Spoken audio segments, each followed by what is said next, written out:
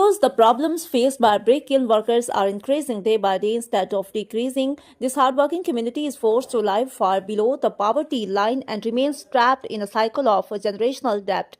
Shockingly, while many NGOs and ministries claim to support these workers, there are also wolves in sheep's clothing exploiting their vulnerability for years. Funds have been raised in their names to pay off debts and establish small business, yet the reality remains unchanged. Neither have their debts been cleared nor have their businesses have been successfully established. According to sources, the main reason behind this failure is that the aid collected in their names is not reaching them transparently. Now, Act News channel is set to expose this major fraud.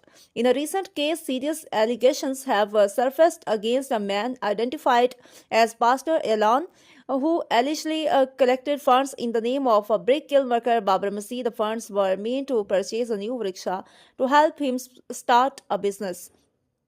However, instead of a new vehicle, he was provided with a broken and unusable rickshaw. Babar Masih stated that the rickshaw is not even fit to be driven, clearly highlighting the injustice done to him. Authorities are being urged to take immediate and strict action. Act News channel is also expected to reach out to donors involved and present them with the full facts, ensuring that those responsible are held accountable.